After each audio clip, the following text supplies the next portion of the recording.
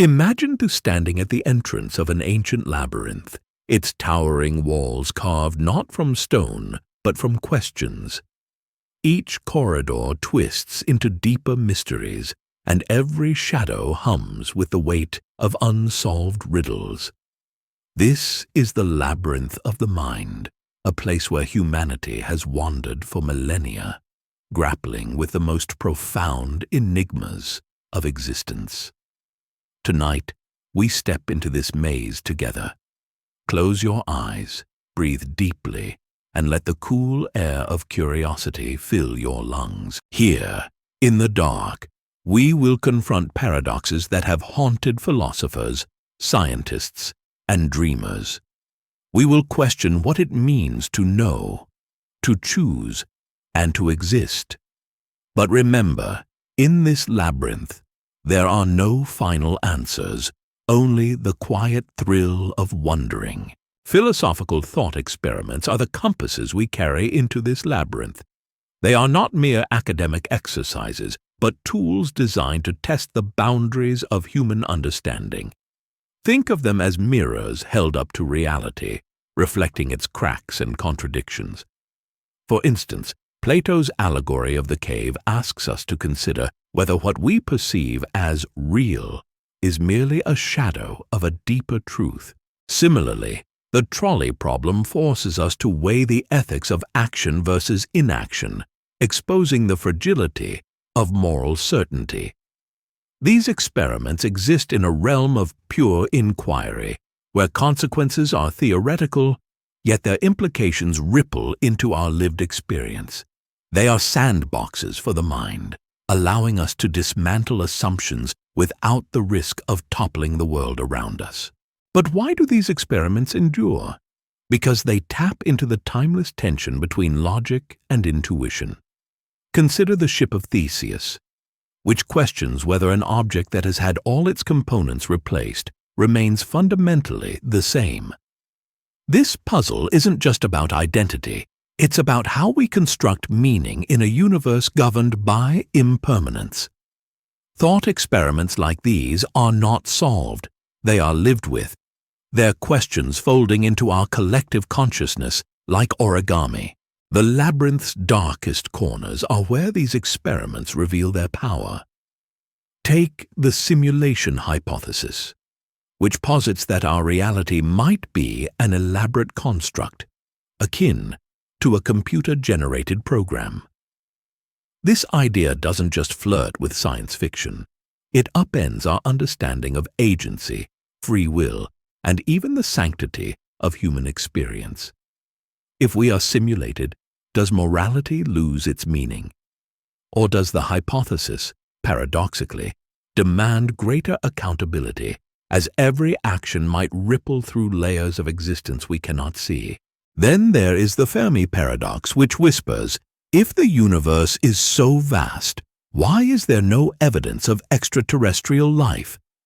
This question isn't just astronomical, it's existential. It forces us to confront our loneliness as a species and the fragility of our cosmic significance. Is the great silence a warning, a coincidence, or proof that civilizations inevitably destroy themselves? The paradox lingers like a ghost, haunting our assumptions about progress and survival. These experiments also illuminate the limits of human cognition. The Chinese room argument, for example, challenges whether artificial intelligence could ever truly understand meaning, or if it merely mimics comprehension. This isn't just a debate about machines. It's a mirror reflecting our own struggles to define consciousness. Are we, too, merely processing inputs and outputs, or is there something irreducibly human about the way we perceive qualia, the raw feel of existence? The labyrinth, then, is not a place to fear, but a space to embrace. It teaches us humility. Every turn reminds us that knowledge is not a destination, but a process, a journey where questions are often more valuable than answers. As we grapple with these ideas, we join a lineage of thinkers who have stared into the abyss and found not emptiness, but a deeper invitation to wonder. As we stand at the labyrinth's first fork, a new question emerges, one that blurs the line between probability and perception. Imagine a scenario where a coin flip determines your fate, yet the outcome hinges not on chance alone, but on how reality itself is framed. This is the realm of quantum interpretations, where the act of observation collapses possibility into certainty. But what if the observer is part of the experiment? What if the coin, the hand that flips it, and the mind that perceives it are all entangled in a dance of paradox? Let's step closer and let the game begin. Imagine a woman named Sleeping Beauty, drugged into a dreamless slumber. Before she falls asleep, she is told of an experiment. A fair coin will be flipped. If it lands heads, she will be awakened once on Monday. If tails, she will be awakened twice, on Monday and Tuesday. Each time she wakes, she will be asked one question. What is the probability the coin landed heads? After each awakening, she is given a memory-erasing drug, ensuring she cannot recall previous awakenings. When she opens her eyes, disoriented and unsure of the day, what should her answer be? This deceptively simple question has divided philosophers for decades, revealing cracks in our understanding of probability, time, and self-awareness. The Sleeping Beauty paradox hinges on a clash between two interpretations of probability. The alpha position argues that the probability remains 1-2 Rs, unchanged from the initial coin flip. From this perspective, the experiment setup, whether beauty is awakened once or twice, is irrelevant. The coin's fairness dictates a 50% chance for heads, and no new information upon waking alters that fact. Beauty's uncertainty about the day does not affect the objective probability of the coin's outcome. The third opposition, however, insists the probability is 1-3. Here, the focus shifts to beauty's self-locating uncertainty. When she awakens, she knows she is in one of three possible scenarios: heads on Monday, tails on Monday, or tails on Tuesday. Since all three are equally likely from her perspective, and only one of them corresponds to heads, the probability collapses to 1-3. This view treats her awakenings as trials, weighting each possible experience equally. At its core, the paradox asks, how should we assign probabilities when our own awareness is part of the experiment? Is probability a measure of objective reality, or is it shaped by subjective experience? The debate between thirders and halfers exposes profound tensions in epistemology and decision theory.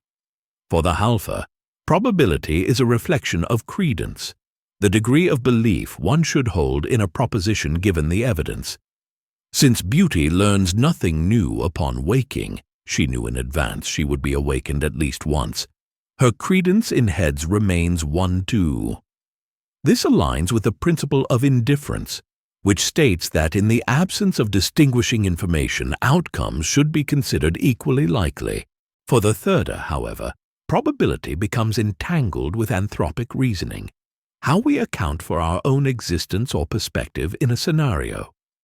If beauty considers all possible awakenings, tails produces twice as many opportunities for her to be questioned. From her limited vantage point, each awakening is a data point, and tails-dominated outcomes skew the odds. This approach mirrors Bayesian reasoning, where probabilities update based on new evidence, even if that evidence is the mere fact of one's own existence in a particular moment. The implications ripple outward. If self-location affects probability, how do we navigate scenarios where our observations are biased by our position in time or space? Consider the simulation hypothesis, which posits that reality itself might be a construct. If we are simulated beings, our awakenings within the simulation could similarly distort our perception of probability. The paradox also echoes the trolley problem, where ethical decisions hinge on how we weigh individual lives against collective outcomes, a tension between objective and subjective frameworks. Philosophers have spilled considerable ink over this puzzle. David Lewis, a proponent of the Halfa view, argued that beauty's credence should remain tied to the coin's objective chance. Adam Elgar, a thirder advocate, countered that beauty's awakening provides new evidence about her possible states, justifying a shift to 1-3. The dispute transcends mathematics. It questions whether probability is a property of the world or a tool for navigating uncertainty within it. Even physics grapples with similar dilemmas. Quantum mechanics, for instance, relies on probability amplitudes that collapse upon observation, a process not unlike beauty's awakenings. If reality is probabilistic at its core, as the simulation hypothesis suggests, then thought experiments like this one are not mere curiosities, but rehearsals for grappling with fundamental truths. The Sleeping Beauty paradox blurs the line between subjective experience and objective reality, but probability grows even more elusive when entangled with ethics. Consider a scenario where a runaway trolley barrels toward 5 workers and you alone can pull a lever to divert it, sacrificing 1 life to save 5. Here, probability merges with morality. Is the right choice a calculation of outcomes, or does duty bind us to inaction? As we confront the trolley problem, the labyrinth tightens and the stakes turn deadly. You stand on a rickety footbridge, the roar of a runaway trolley echoing toward you. Ahead, 5 workers are tied to the tracks, oblivious to the danger. A lever rests within your reach. If pulled, the trolley will divert to a side track, sparing them.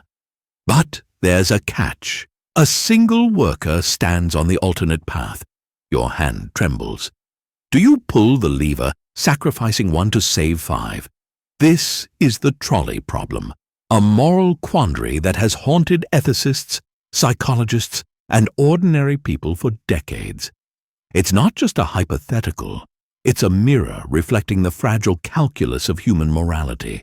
The trolley problem pits 2 ethical frameworks against each other: utilitarianism and deontological ethics. Utilitarianism, championed by thinkers like Jeremy Bentham and John Stuart Mill, argues for the greatest good for the greatest number. From this perspective, pulling the lever is a no-brainer. Sacrificing 1 life to save 5 maximizes overall well-being. The math seems coldly logical until the scenario shifts. Imagine a variation. Instead of pulling a lever, you must push a bystander onto the tracks to stop the trolley. Suddenly, the moral equation feels visceral.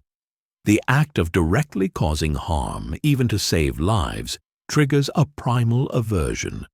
This distinction between acting and allowing lies at the heart of deontological ethics, which prioritizes duties and rules over outcomes.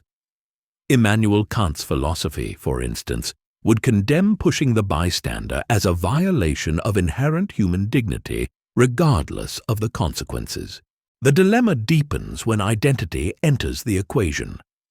What if the lone worker is a brilliant scientist on the brink of curing cancer, or a convicted criminal? Does the value of a life fluctuate based on societal worth, or is it absolute? These questions unravel the illusion of objective morality, revealing how context and emotion shape our judgments. The trolley problem's enduring power lies in its ability to expose contradictions in human reasoning. Neuroimaging studies reveal that different brain regions activate when contemplating lever pulling versus pushing scenarios. The former engages logical centers, while the latter triggers emotional responses. This split suggests morality isn't a monolith, but a tug-of-war between rationality and instinct. Philosophers have dissected these nuances for centuries. Judith Jarvis Thomson's 1985 analysis introduced the fat man variation, arguing that proximity to harm alters moral responsibility. Meanwhile, Peter Unger's living morality framework challenges the very premise of sacrificial ethics, asking whether abstract calculations can ever justify violence. The problem also intersects with modern technology. Autonomous vehicles, programmed to make split-second decisions in accidents, force engineers to encode ethical priorities into algorithms. Should a self-driving car prioritize its passengers' life over pedestrians? The trolley problem, once a classroom exercise, now shapes life and death code. Yet the dilemma's most unsettling implication is its universality. Studies show that cultural background, age, and even neurotransmitter levels influence responses.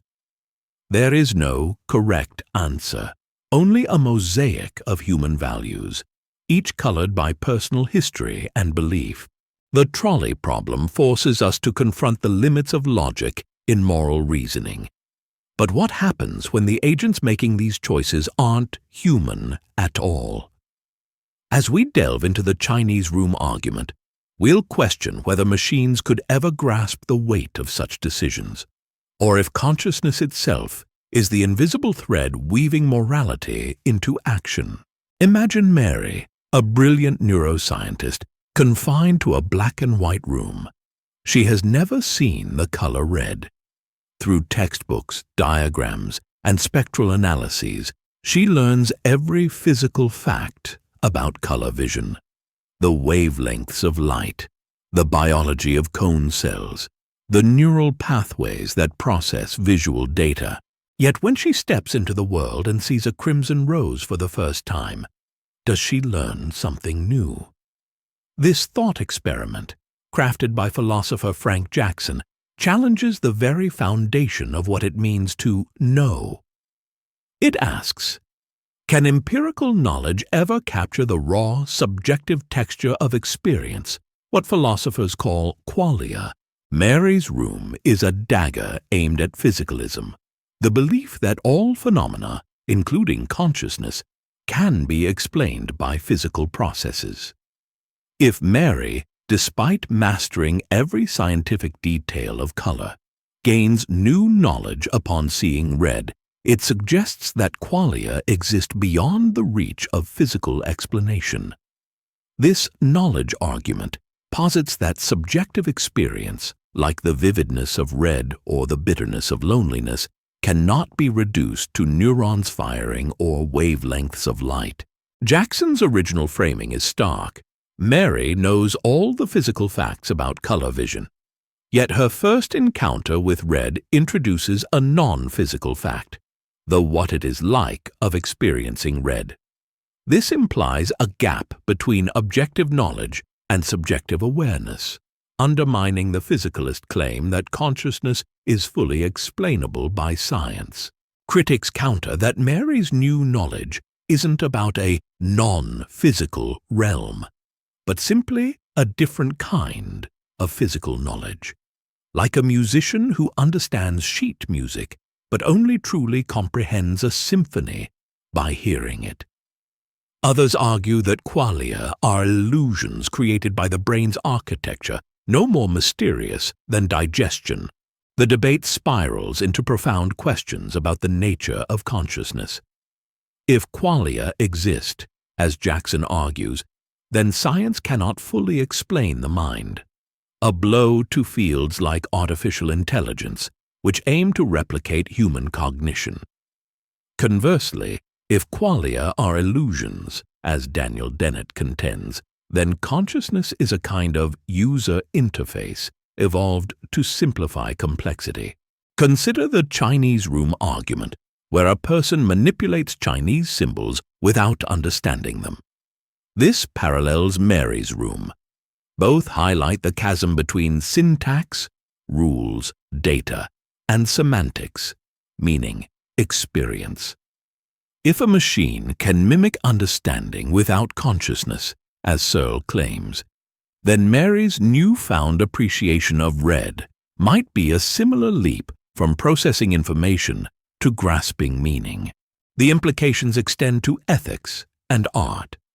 If subjective experience is irreducible, then moral frameworks must account for inner lives, a stance at odds with utilitarian calculations. Similarly, art's power lies not in its physical form, but in the qualia it evokes, a poem's emotional weight or a symphony's resonance.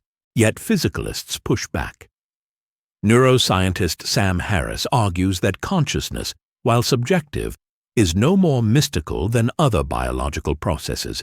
It's simply what it feels like to be a complex information processing system. The debate remains unresolved, a philosophical fissure as deep as the mind-body divide itself. Mary's Room forces us to confront the limits of empirical knowledge, but consciousness grows even more enigmatic when language itself is interrogated. In the next segment, we'll enter the Chinese Room, where symbols and syntax collide with meaning, a puzzle that asks whether understanding can exist without experience, or if all knowledge is, ultimately, a kind of translation. Picture a dimly lit room. Inside sits a person, surrounded by stacks of paper covered in Chinese characters. They follow a complex rule book. When they see a specific symbol, they respond with another, as dictated by the instructions. To an outsider, the room appears to understand Chinese. Queries go in, coherent answers come out. But the person inside has no grasp of the language. They are merely shuffling symbols. This is John Searle's Chinese Room argument, a thought experiment that strikes at the heart of artificial intelligence. Does mimicking understanding count as understanding? Or is there something uniquely human about the way we fu yu yi yi assign meaning to symbols, a spark no machine can replicate? Searle's argument, introduced in 1980, targets the claim that computers could ever possess strong artificial intelligence, consciousness, or genuine understanding. The Chinese Room illustrates the gap between syntax, rule-based symbol manipulation, and semantics, meaning. The person in the room operates purely syntactically, following rules without comprehending the symbol's significance. Yet, to an observer, the room's outputs mimic human-level comprehension. Searle concludes that syntax alone cannot produce semantics. The thought experiment challenges the Turing Test, which posits that if a machine can converse indistinguishably from a human, it is intelligent. Searle argues this is a category error. Passing the test proves only the appearance of understanding, not the reality. A machine, like the person in the room, might manipulate symbols flawlessly, but lack intentionality, the aboutness that connects thoughts to the world. The Chinese Room ignites fierce debate. Critics propose the system's reply. While the person doesn't understand Chinese, the entire system, person plus rulebook plus paper, does. Searle counters that even if the person internalized the rules, becoming a walking Chinese room, understanding wouldn't emerge. The argument underscores a deeper question. What is understanding? If it's more than symbol shuffling, then consciousness may resist reduction to computation. This has profound implications for AI. If machines cannot think, as Searle insists, then projects aiming to replicate human cognition, like chatbots or neural networks, are inherently limited. They may simulate intelligence, but simulation isn't duplication. Yet proponents of AI argue that the brain itself is a kind of biological computer. If we can understand, why not machines? The paradox also mirrors debates about human cognition. When we learn a language, are we merely absorbing rules? Or does understanding arise from lived experience, the qualia of grasping meaning? The Chinese Room suggests that consciousness is not just about processing information, but about embodiment. Our minds are shaped by sensory engagement with the world, something no rule book can replicate. The Chinese room reveals the fragility of language as a vessel for meaning. But what happens when language itself becomes a prison? A private code no one else can decipher.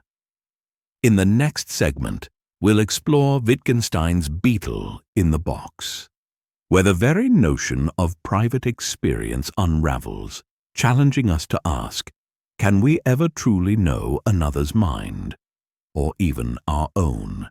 Imagine a world where every person carries a small, locked box. Inside each box is an object called a beetle.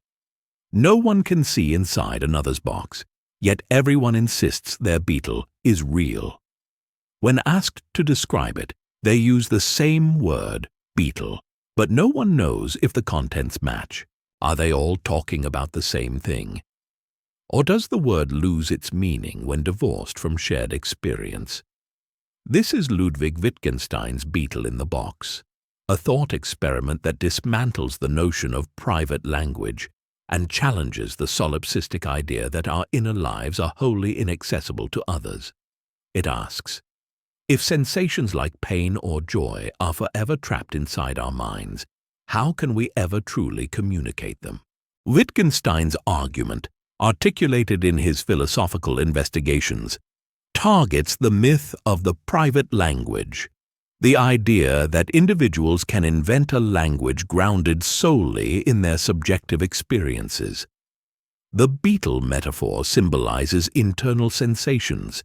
Each person's beetle represents their unique perception of pain, happiness, or any qualia. But since no one can compare their beetles, the word beetle becomes untethered from a shared referent. If a person claims their beetle is red but others have never seen red, the word loses its communal anchor. Wittgenstein argues that language derives meaning not from private sensations, but from public use. Words like pain gain coherence only through collective agreement on how they're applied. When someone says, "I have a headache," the validity of their statement doesn't depend on their internal experience, but on how the community uses the word headache to navigate the world. This challenges Cartesian dualism, which posits the mind as a private theater. For Wittgenstein, there is no inner realm disconnected from external behavior or social practice. The beetle in the box exposes the fragility of subjective experience as a foundation for meaning. If pain were entirely private, how could we distinguish it from, say, pleasure? Without shared criteria, like wincing, avoiding injury, or seeking relief, the word pain would be a meaningless sound. This undermines the romantic ideal of an isolated, self-sufficient consciousness. Even our most intimate feelings rely on communal scaffolding. Consider the Chinese room argument, where a person manipulates symbols without understanding them. Both thought experiments highlight how meaning emerges from interaction, not isolation. Just as the Chinese room's understanding is hollow without context, the beetle's reality dissolves without shared language. This has profound implications for fields like psychology and AI. If machines could mimic pain behavior, groaning, recoiling, would we deem them capable of suffering? Wittgenstein's logic suggests we might, as meaning arises from observable patterns, not inaccessible interiors. The paradox also resonates with modern debates about consciousness. If qualia are private, as in Mary's room, how do we bridge the gap between subjective experience and objective science?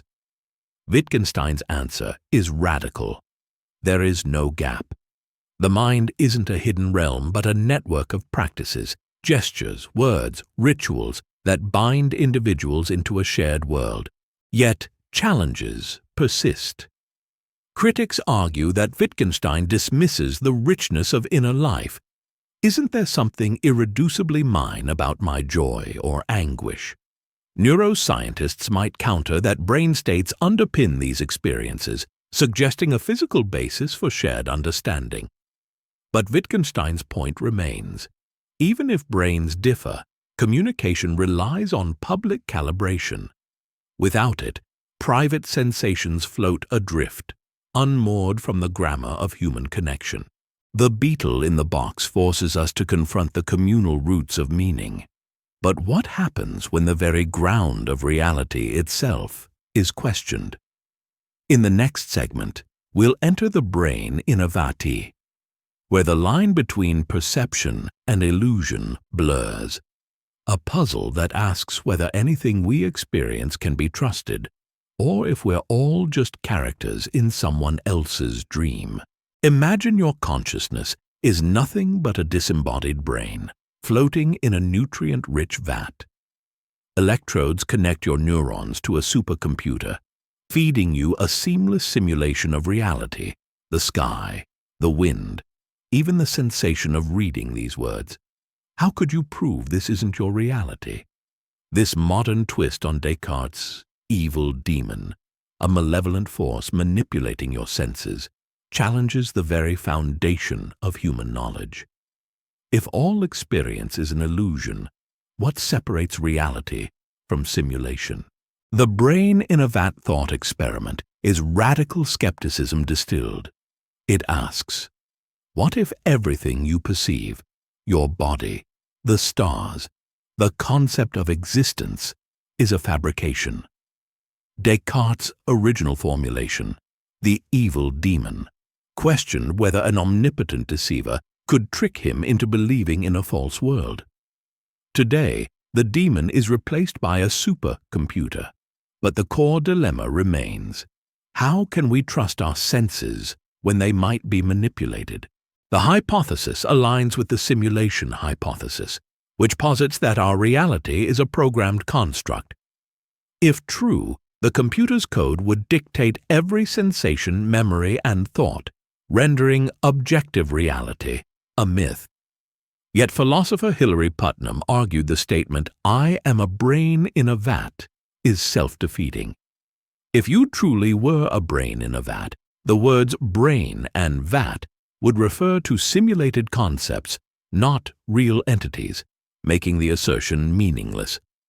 This paradox suggests skepticism contains its own antidote. Language and meaning rely on a shared reality to function. The brain in a vat dismantles the notion of absolute certainty. If reality is a simulation, scientific truths become provisional, rules within a game. Yet this skepticism is not nihilistic. As Putnam's argument implies, even simulated experiences require a framework of shared reference to be coherent. Our ability to communicate, innovate, and trust sensory data suggests something must anchor meaning, even if that something is a higher dimensional computer. This idea intersects with debates about artificial intelligence. If machines could simulate consciousness, the Chinese room, would their experiences be any less valid than ours? The brain in a vat blurs the line between creator and creation, raising ethical questions. If we are simulations, do our actions matter? Or is morality itself a subroutine in the code? The hypothesis also echoes quantum mechanics, where particles exist in probabilistic states until observed. Could a simulator's code collapse these probabilities into the reality we perceive? Such parallels suggest the brain in a vat isn't just a philosophical parlor trick. It's a lens for understanding humanity's quest for meaning in an uncertain cosmos. The brain in a vat casts doubt on free will itself. If every thought is pre-programmed, what does it mean to choose? In the next segment, we'll explore Buridan's ass, a donkey paralyzed by indecision between two equal bales of hay. This paradox asks, is free will an illusion when options are balanced, or does true choice require a spark of randomness to break the deadlock? A donkey stands precisely midway between two identical bales of hay. Both are equally fresh, equally large and equally distant. The donkey, a creature of pure reason, cannot decide which to eat. It starves to death, trapped by symmetry. This medieval paradox, attributed to philosopher Jean Buridan, seems absurd, yet it strikes at the heart of free will. If every factor is balanced, does choice collapse into impossibility? Or does the donkey's paralysis reveal a deeper truth? That true freedom requires a spark of irrationality to break the deadlock. Buridan's ass is a critique of determinism, the idea that every event is necessitated by prior causes. In a deterministic universe, the donkey's inability to choose is inevitable. With no distinguishing factors between the two bales, there is no causal mechanism to trigger a decision. The paradox suggests that free will cannot exist in a perfectly balanced system. If the donkey's choice is preordained by physics, then even the illusion of agency dissolves. Modern philosophers often reinterpret the ass as a metaphor for algorithmic decision-making. A computer presented with two identical options might enter an infinite loop, unable to proceed. This mirrors the halting problem in computation, where a program cannot determine if it will ever finish a task. For determinists, Buridan's ass illustrates that without some random or external factor, like a nudge from wind, hunger, or a quantum fluctuation, choice becomes a fiction. The donkey's plight forces us to ask, do humans ever face true symmetry in decisions? Neuroscientists argue that even seemingly identical choices are resolved by subconscious biases, emotions, or neural noise. A person choosing between two jobs might claim they weighed the pros and cons, but brain scans reveal activity in emotion centers like the amygdala, not just logic circuits. This supports compatibilism, the belief that free will and determinism can coexist, with choices emerging from the interplay of reason and feeling. Yet the paradox persists in realms beyond biology. In AI ethics, algorithms tasked with moral dilemmas, e.g., the trolley problem, face Buridan-like scenarios. If an autonomous vehicle must choose between two equal harms, does it freeze, like the ass, or does its programming include a tiebreaker, such as prioritizing passengers over pedestrians? These decisions expose the fragility of purely rational systems. Quantum mechanics offers a potential escape. If randomness exists at the subatomic level, as the simulation hypothesis suggests, then indeterminism might permeate reality. A donkey or a human, in a perfectly balanced choice, could break symmetry through quantum fluctuations, introducing true unpredictability. But does this rescue free will or reduce it to cosmic chance? The paradox also intersects with the Chinese room argument.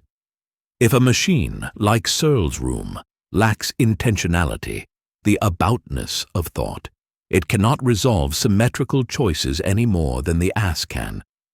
Yet humans, with consciousness, seem to navigate such dilemmas effortlessly, a hint that qualia, subjective experience, plays a role in decision-making.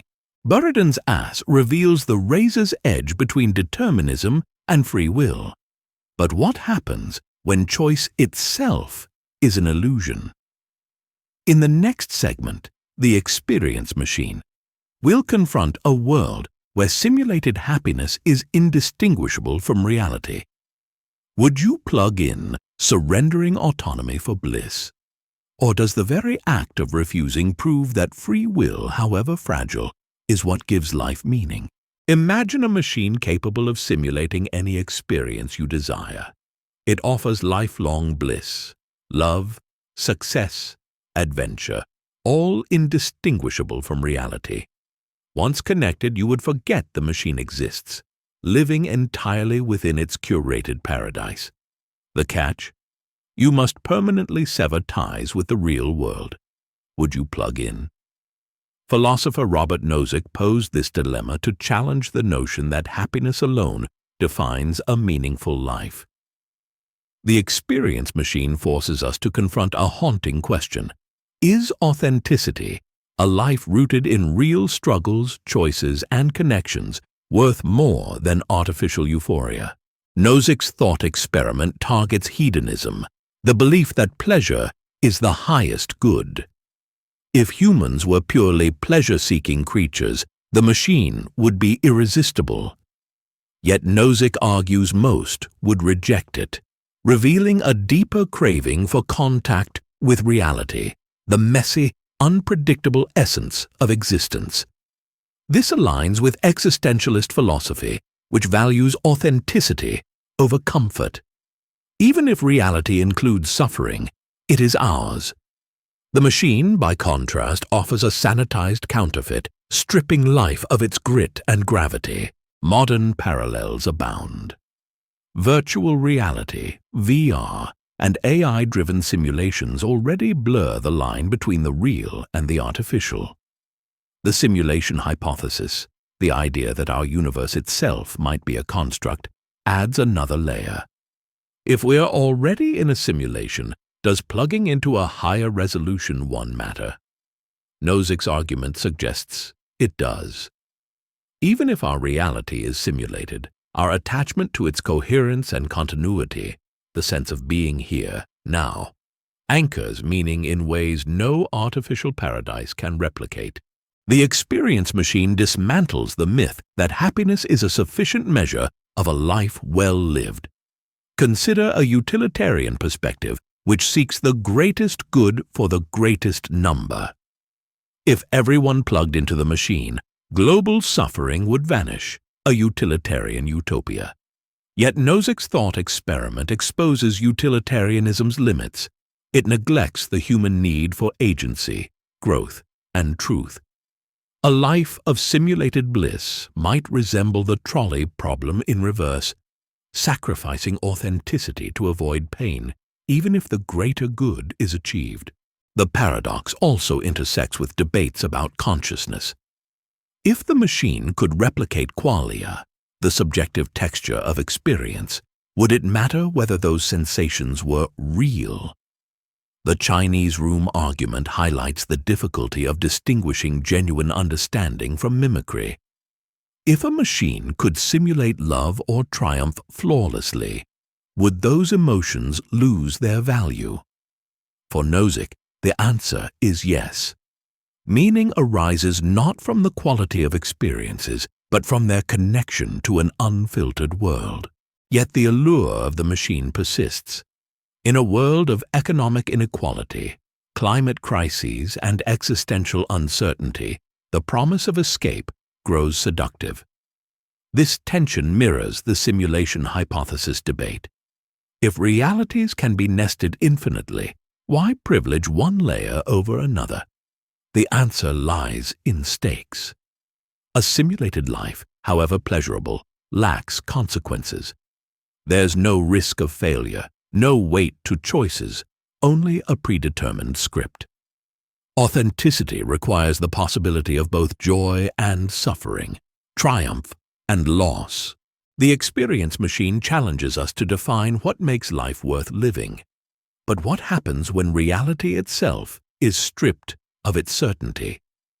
In the next segment, Plato's Cave, we'll explore a world of shadows mistaken for truth, where enlightenment is met with scorn.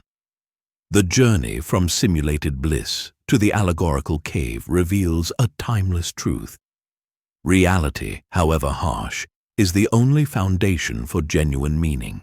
Imagine a group of prisoners chained in a dark cave, their heads fixed so they can only stare at the wall ahead. Behind them burns a fire, casting flickering shadows of objects carried by unseen people. To the prisoners, these shadows, twisted, distorted, are reality. One day, a prisoner breaks free, climbs into the sunlight, and discovers the world beyond.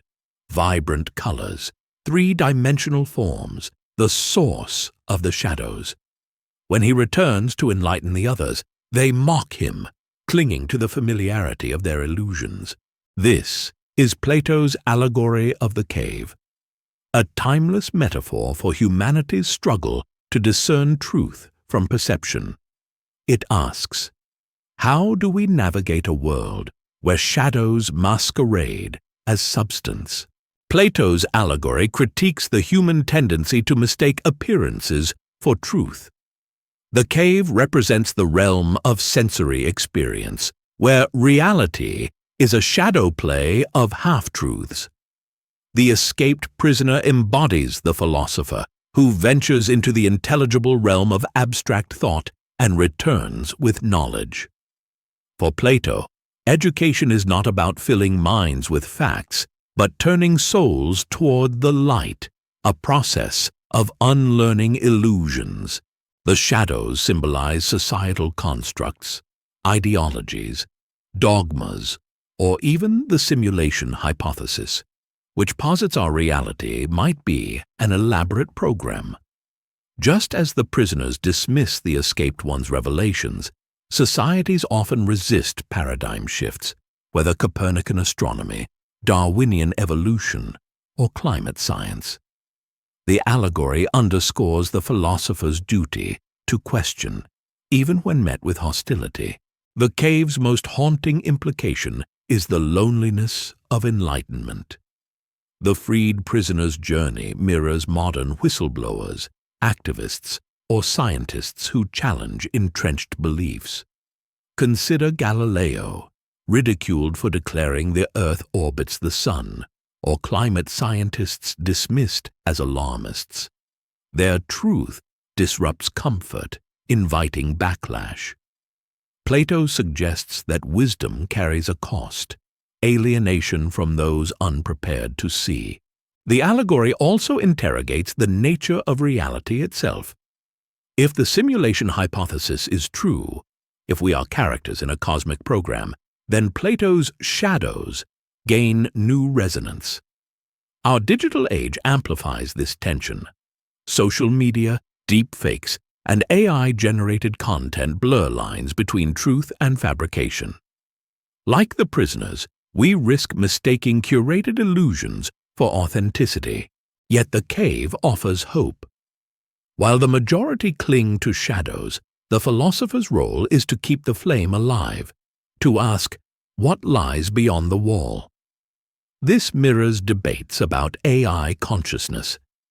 If machines mimic human behavior, the Chinese room argument, can they ever grasp the light of understanding, or are they forever trapped in the cave of syntax?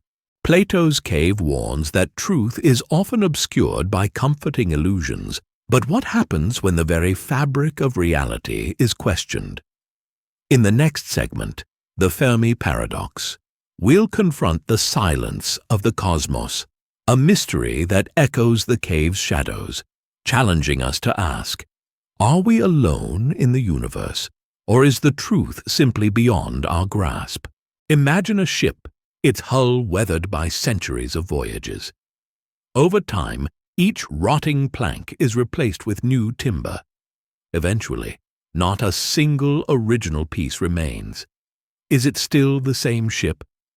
This paradox, posed by ancient philosophers and revisited by modern thinkers, probes the essence of identity. The Ship of Theseus isn't just a riddle about objects, it's a mirror reflecting our own fears and fascinations with change. What makes you you? Your body, which renews its cells every 7 years. Your memories, which fade and rewrite themselves. Or something deeper, an invisible thread that persists despite transformation. The Ship of Theseus challenges the notion of persistence through change. At its core lies a tension between two ideas, material composition and formal continuity. If identity depends on physical parts, the ship becomes a different entity once all planks are replaced. But if identity resides in its structure, function, or history, the ship remains the same. This duality mirrors debates in education, where teachers grapple with balancing tradition and innovation. Just as a ship's blueprint outlasts its components, educators adapt tools like AI and VR while striving to preserve the essence of learning. Philosophers have long wrestled with this. Heraclitus famously claimed, "No man steps in the same river twice," emphasizing flux over stasis. Aristotle countered that identity is tied to form, not matter. A ship's design, not its wood, defines it. Modern iterations extend the paradox. What if the discarded planks are reassembled into a second ship? Which one is original? The question echoes in discussions about AE, where systems upgrade and evolve. Is a chatbot with updated algorithms the same entity as its earlier version? The paradox unravels into existential territory. If the ship's identity hinges on continuity, what about humans? Neuroscientists note that our brains replace neurons over time, yet we feel like the same person. Psychologist Carl Rogers argued identity is a narrative, a story we tell ourselves about our experiences. But this raises unsettling questions. If your memories were erased, would you still be you? If a surgeon replaced your organs with synthetic ones, would your soul remain intact? The Ship of Theseus also intersects with the simulation hypothesis, which posits reality itself might be a construct. If we are simulated beings, our identity could be a string of code updated over time, much like the ship's planks.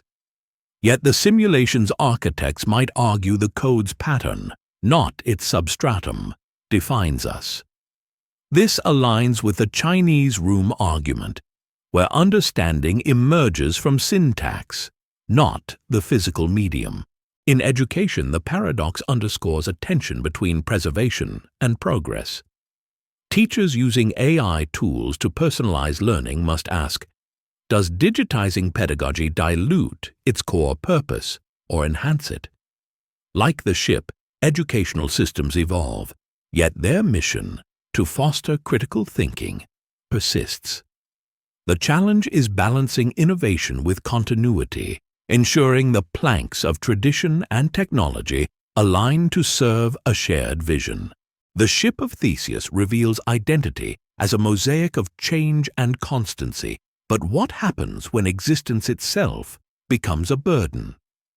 In the next segment, The Spider in the Urinal, we confront a spider trapped in a bathroom, starving despite accessible food.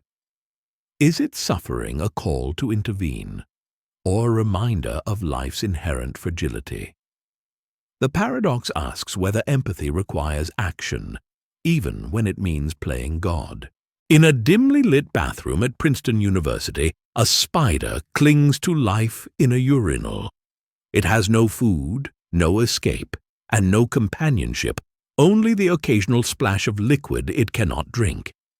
Philosopher Thomas Nagel, who observed this spider, faced a haunting choice.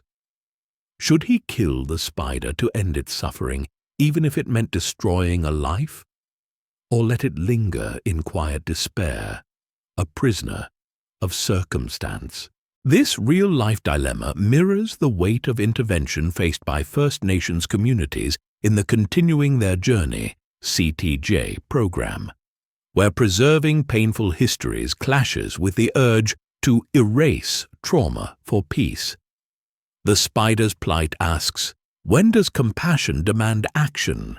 And when does action become a form of violence? The spider's story is a microcosm of ethical paradox. On one hand, empathy compels us to alleviate suffering. On the other, intervention risks playing God. Nagel's spider, trapped in a human-made environment, mirrors the existential traps of modernity, systems that create suffering even as they promise progress. The urinal, a sterile symbol of civilization, becomes a cage, a metaphor for how structures meant to serve can also dehumanize or despotize. This tension resonates with the CTJ program, which works to preserve burial sites tied to colonial violence while supporting indigenous communities in healing. Like the spider, these sites embody both trauma and identity. Erasing them might ease pain, but it risks silencing histories that define resilience. Preserving them keeps wounds raw but honors truth. The spider's dilemma, whether to save or abandon, echoes the impossible choices faced by survivors. Is healing found in remembrance or release? The spider's paradox forces us to confront the limits of empathy. Psychologists note that replacing a painful idea requires a stronger, more compelling narrative. For First Nations communities, this means weaving stories of survival into the fabric of trauma. Yet the spider offers no such narrative. Its suffering is silent, invisible to all but the observer. Nagel's act of noticing, of choosing to see, becomes an ethical act itself. The dilemma also interrogates the line between natural and unnatural suffering. The spider, an ancient creature, thrives in ecosystems free of human-made traps. Yet in the urinal, its instincts betray it. This mirrors how colonization disrupted indigenous ecosystems, replacing balance with systems that perpetuate harm. The question of intervention, whether to kill or let die, parallels debates about reparations, land restoration, and cultural revitalization. Philosophically, the spider challenges utilitarian ethics. If morality hinges on minimizing suffering, killing the spider is justified.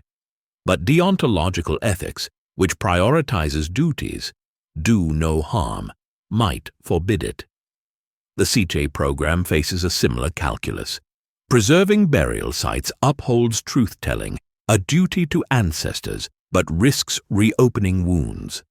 Erasing them prioritizes present comfort, but erases identity. The spider's story also intersects with the simulation hypothesis, where reality itself is a construct. If we are characters in a programmed world, does suffering have meaning, or is it mere code? Nagel's choice to intervene, or not, becomes a meta-ethical question. Are we agents of change in a simulated cosmos, or are our actions as meaningless as the spider's plight? The spider in the urinal reveals empathy as a double-edged sword, a force that compels action but cannot guarantee wisdom. Yet what happens when suffering scales from the intimate to the cosmic? In the next segment, the Fermi Paradox, we'll confront the universe's eerie silence. If billions of planets harbor life, why no signs of it?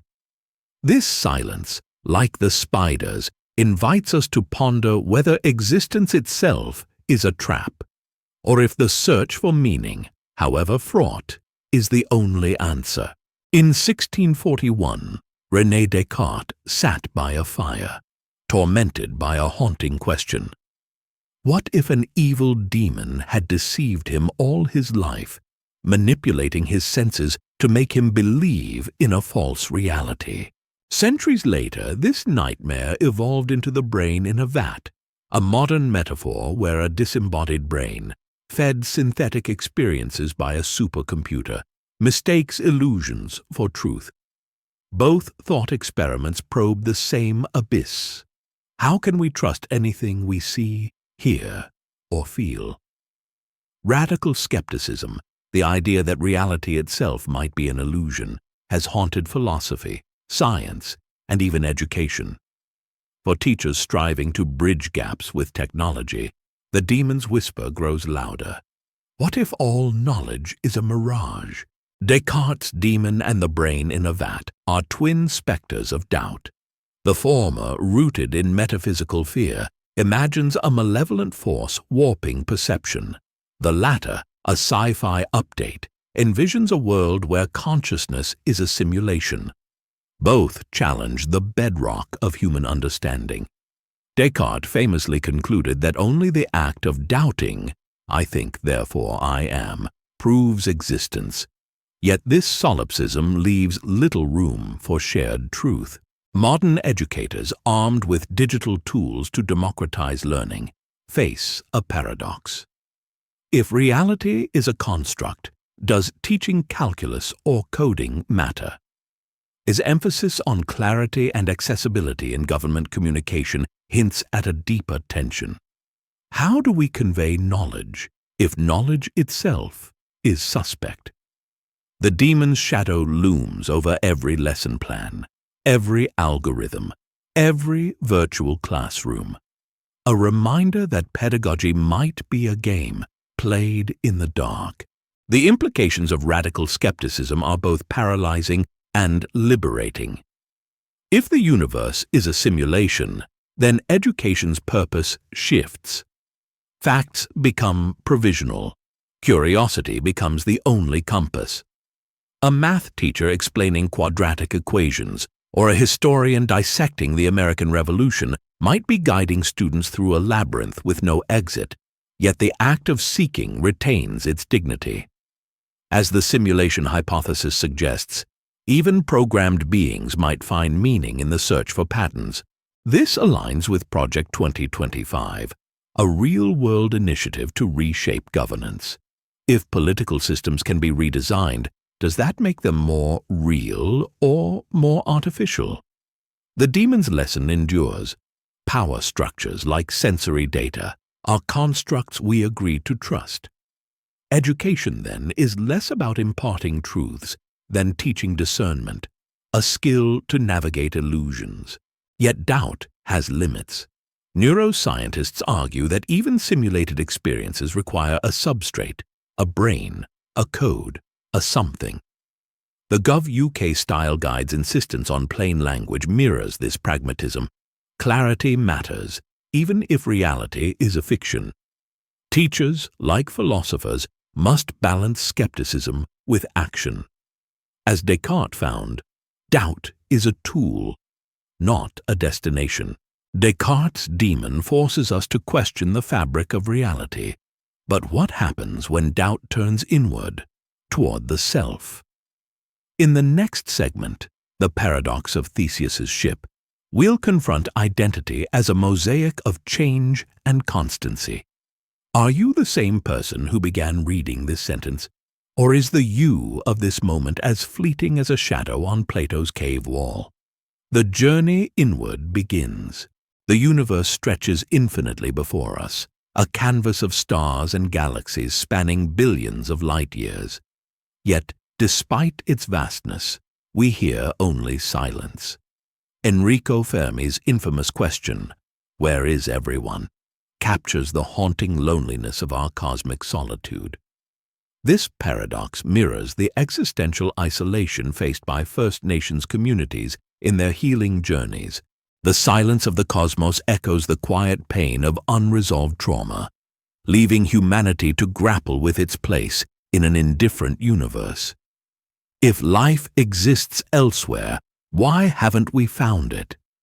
And if we are alone, what does that say about existence itself? The Fermi Paradox arises from a contradiction. The probability of extraterrestrial civilization suggests they should exist, yet no evidence has surfaced. Scientists propose numerous explanations. Perhaps intelligent life is exceedingly rare, a statistical anomaly in a universe teeming with planets.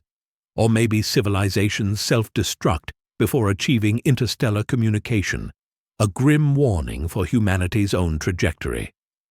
Other theories suggest alien life might be unrecognizable, operating on scales or dimensions beyond human comprehension. This paradox parallels the simulation hypothesis, which posits that reality itself might be a construct. If we live in a simulation, alien silence could be intentional, a programmed absence designed to isolate us. Alternatively, advanced civilizations might observe Earth as a kind of cosmic zoo, refraining from contact to preserve natural development. Each explanation challenges not just physics, but philosophy, forcing us to confront the fragility of our assumptions about life and intelligence. The Fermi Paradox resonates deeply with humanity's existential struggles. Like the CTJ program's survivors, who navigate the scars of colonial violence, humanity faces a void, a silence that amplifies questions of purpose and belonging. If civilizations inevitably destroy themselves, as Fermi's great filter suggests, then progress becomes a double-edged sword. Every technological leap carries the risk of annihilation, much like the ethical dilemmas faced by educators balancing innovation with tradition. Yet the search for truth persists. Projects like SETI, Search for Extraterrestrial Intelligence, embody humanity's refusal to accept silence. This mirrors the resilience of First Nations communities, who preserve burial sites not as monuments to despair, but as acts of resistance and hope. The act of seeking, whether for alien signals or cultural identity, becomes its own form of meaning. Even if no answers emerge, the journey unites us across disciplines, cultures, and generations. The paradox also intersects with debates about AI consciousness. If machines achieve sentience, would they ponder their own Fermi-like isolation? A simulated being might ask, "Am I the only one of my kind?" This recursive loop of questioning underscores the universality of existential inquiry. Whether human, alien, or artificial, the desire to connect, to break the silence, is a defining trait of consciousness. Philosophically, the Fermi Paradox forces us to reconsider what it means to be alone. Solitude is not merely physical, it is psychological, emotional, and even spiritual. George Washington, America's first president, once wrote of the loneliness of leadership, a metaphor for humanity's place in the cosmos. Leaders, like explorers, often find themselves adrift between worlds, seeking connection while bearing the weight of responsibility. The Fermi Paradox reminds us that isolation is both a challenge and a catalyst, an impetus to seek connection even in the face of uncertainty. In the next segment, The Utility Monster, we'll explore a thought experiment where one entity's happiness outweighs the collective good. This raises a profound question. Can fairness coexist with extreme inequality, or does empathy demand sacrifice? The paradox invites us to balance individual needs against communal unity, bridging divides both cosmic and human. Imagine a creature, a utility monster, that derives vastly more happiness from resources than any human possibly could. Every dollar spent on this monster brings it immense joy, far exceeding the combined satisfaction of an entire community. Should society allocate all its wealth to the monster, maximizing overall happiness? This thought experiment, devised by philosopher Robert Nozick, probes the limits of fairness and utilitarianism, the belief that actions should aim to produce the greatest good for the greatest number. The utility monster challenges us to ask, can justice coexist with extreme inequality? And how do we balance individual needs, like those of students in educational programs, with the collective good? The utility monster critiques utilitarianism by exposing its potential for injustice. If happiness is the ultimate goal, then distributing resources to maximize total utility might justify sacrificing the many for the few, or, in this case, the one. For instance, imagine diverting all funding from community projects to satisfy the monster's insatiable appetite for pleasure. While this maximizes aggregate happiness, it leaves humans deprived and resentful, a dystopia of fairness. This paradox mirrors debates in education. Teachers striving to bridge gaps with limited resources often face impossible choices. Should they focus on gifted students who might achieve extraordinary outcomes or distribute support evenly across classrooms? The utility monster amplifies these dilemmas forcing us to confront uncomfortable truths about resource allocation. Like Fermi's silence, the monster's presence underscores humanity's struggle to reconcile competing values: equality versus efficiency, fairness versus utility. Nozick's thought experiment also resonates with historical examples of extreme inequality. George Washington, America's first president, inherited vast wealth while enslaved people labored on his estates. His prosperity came at their expense, a real-world analog to the utility monster's dominance. Modern parallels abound, from corporate monopolies hoarding resources to AI systems prioritizing efficiency over equity. The question remains: when does maximizing utility become exploitation? The implications ripple outward, challenging not just ethics, but governance and pedagogy. If fairness requires equal access to resources, what happens when individuals or entities derive disproportionate benefit from them? Consider AI-driven algorithms used in schools. These tools promise personalized learning but risk privileging high-performing students at the expense of others. Would such systems create a utility monster within education where certain learners consume disproportionate attention and aid? Philosophically, the monster exposes cracks in utilitarian foundations. Jeremy Bentham, the father of utilitarianism, argued that morality hinges on quantifiable happiness. Yet the utility monster reveals the absurdity of blind optimization. If fairness depends solely on aggregate utility, then justice becomes a numbers game, a cold calculus indifferent to human dignity. The paradox intersects with existential themes as well.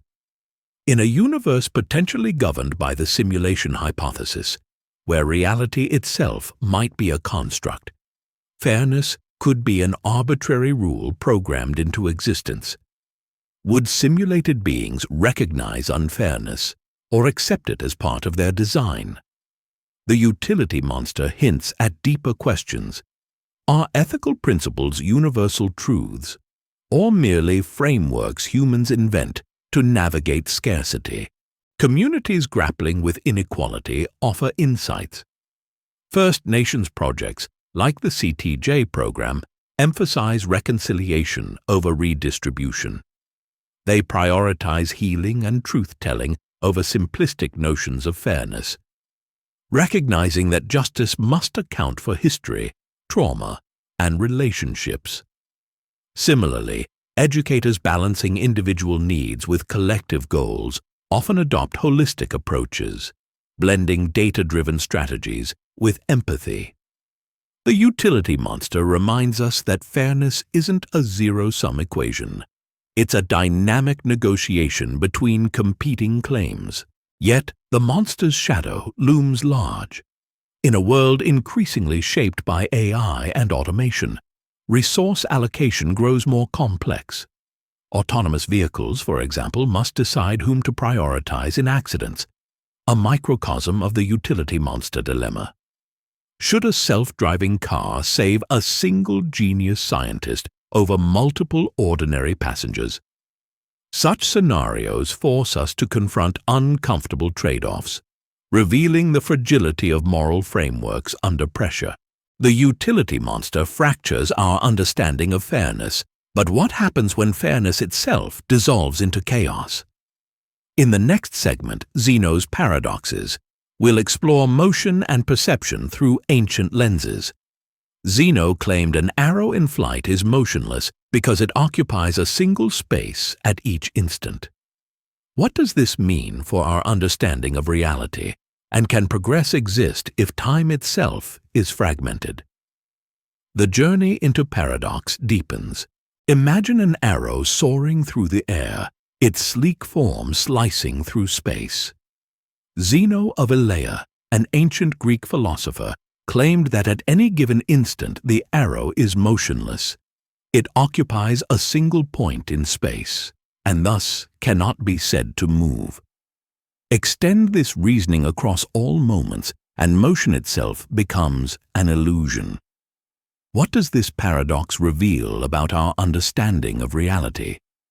Zeno's arguments challenge not just physics, but the very fabric of perception. Like Plato's prisoners mistaking shadows for truth, we might mistake fragmented instants for continuous motion, a tension between what we see and what is. Zeno's paradoxes, such as Achilles and the tortoise, or the dichotomy problem, are deceptively simple yet profoundly unsettling. They question the nature of time, space, and continuity. In the dichotomy paradox, for instance, before reaching a destination, one must first travel half the distance, then half of the remaining distance, ad infinitum.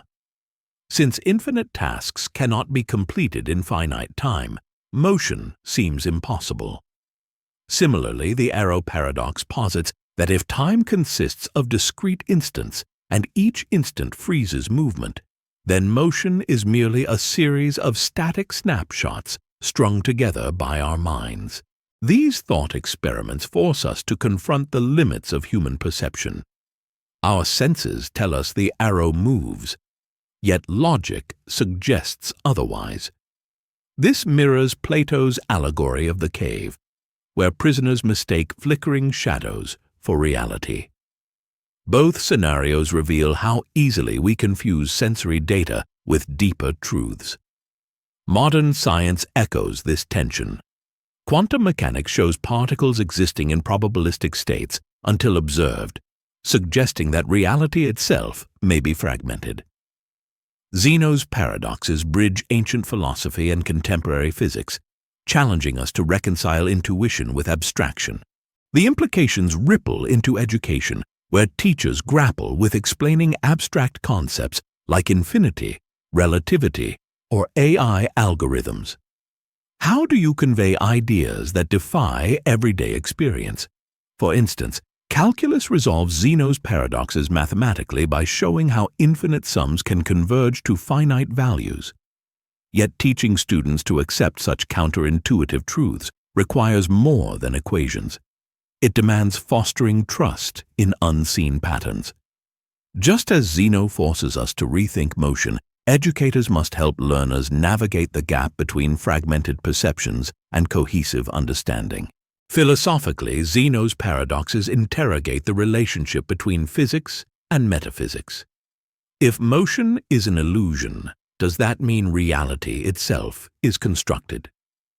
The simulation hypothesis aligns eerily with Zeno's worldview. If existence is a program, then motion might simply be code rendering frames per second, a digital approximation of continuity. Even neuroscience hints at perceptual construction. Studies show the brain processes visual stimuli in discrete packets, assembling them into seamless narratives. Could Zeno have intuited this millennia ago, framing his paradoxes as critiques of sensory reliability? The paradoxes also intersect with debates about free will. If time is divided into frozen instants, does choice exist? Or are we mere spectators to predetermined sequences? This mirrors the brain in a vat dilemma, where consciousness becomes trapped in a simulated loop.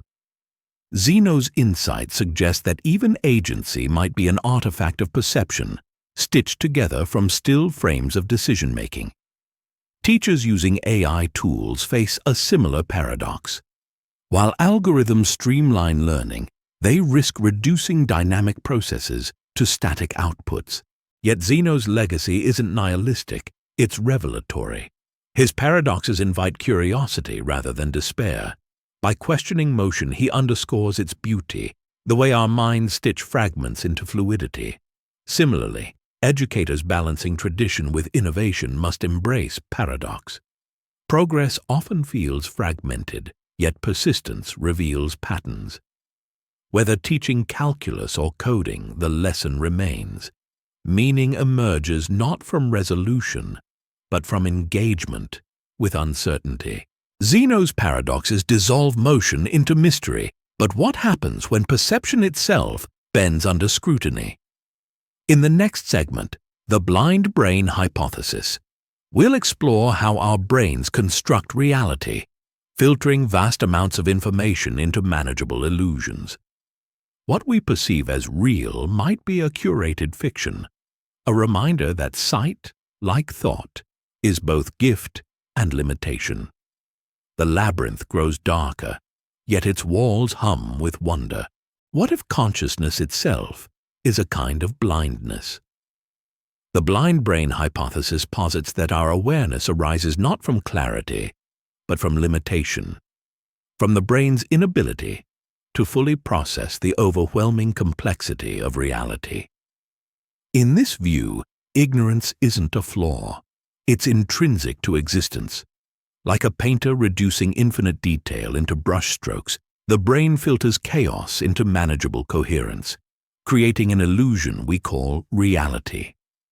This hypothesis echoes the challenges faced by educators adapting technology to simplify overwhelming information for students.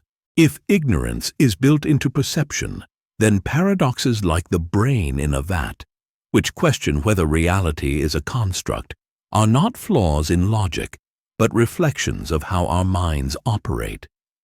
What does it mean to know when knowing itself might be a curated fiction? The blind brain hypothesis builds on neuroscience's understanding of sensory processing. Our senses take in vast amounts of data, yet the brain discards most of it, stitching together fragments into seamless narratives. For example, visual perception feels continuous, but experiments reveal the brain fills gaps with assumptions and predictions. Similarly, memory isn't a perfect recording. It's reconstructed each time we recall it, shaped by context and bias. This filtering mechanism ensures survival. Without it, the sheer volume of stimuli would overwhelm us. But it also means our experience of reality is incomplete, a curated illusion designed to prioritize utility over truth. This mirrors how teachers use tools to distill complexity for learners. Imagine explaining quantum mechanics or coding algorithms to beginners. Educators must filter dense material into digestible lessons, much like the brain simplifies sensory input. Yet, just as the brain's shortcuts create blind spots, educational abstractions risk oversimplification. The blind brain hypothesis suggests these parallels aren't coincidental. Both systems adapt to constraints, balancing coherence with incompleteness. Philosophically, the hypothesis aligns with Zeno's paradoxes, which challenge our perceptions of motion and continuity. If motion appears fluid only because the brain stitches static moments into a sequence, then Zeno's claim that motion is illusory gains eerie plausibility. Likewise, the simulation hypothesis resonates here. If reality is a construct, our brains might function as interfaces, presenting simplified versions of a deeper code. Ignorance becomes a feature, not a bug, an evolutionary adaptation that allows us to navigate existence despite its unfathomable complexity. The implications of the blind brain hypothesis are profound, challenging not just science, but ethics and education. If ignorance is hardwired, then thought experiments like the brain in a vat haunt us not because they're logically sound, but because they exploit cognitive vulnerabilities. We're biologically wired to doubt, to question whether shadows on Plato's cave wall are real or illusions. This skepticism reflects the brain's adaptive strategy. By prioritizing uncertainty, it remains flexible enough to revise models of reality based on new evidence. Yet this raises unsettling questions about free will. If decisions emerge from fragmented perceptions stitched together post hoc, do we truly choose or merely rationalize outcomes after the fact? Neuroscientific studies show decision-making begins milliseconds before conscious awareness. The blind brain hypothesis amplifies this tension, suggesting agency might be another curated illusion, a narrative spun by the brain to unify disparate neural processes. In education, the hypothesis complicates debates about knowledge transmission. Should teachers aim for clarity or embrace ambiguity? Simplifying concepts risks reinforcing illusions of certainty, while emphasizing complexity acknowledges the brain's limitations, but may frustrate learners. This tension mirrors broader societal struggles. For instance, governments striving to communicate policies clearly face similar dilemmas. How much nuance can citizens handle without losing trust in institutions? The blind brain hypothesis implies that effective communication requires balancing transparency with accessibility, a delicate act akin to the brain's own filtering mechanisms. The hypothesis also intersects with existential themes. First Nations projects like the CTJ program emphasize storytelling as a tool for healing and resilience. Stories create coherence from trauma, much as the brain constructs narratives from sensory fragments. Both processes highlight the power of curation. What we leave out shapes meaning as much as what we include. Ignorance, then, becomes generative, a space where imagination bridges gaps left by biology. Yet the hypothesis carries a warning. Just as the brain filters chaos, so too do societies curate collective realities. History books, political ideologies, and cultural norms all reflect selective emphasis, shaping identities and values. Recognizing this curation invites humility. No single perspective captures the whole truth. Instead, meaning emerges through dialogue, negotiation, and revision, a process mirrored in both neural and social systems. The blind brain hypothesis reveals ignorance as a cornerstone of existence, but what happens when illumination itself becomes a burden? In the next segment, The Problem of Evil, we'll confront humanity's darkest questions.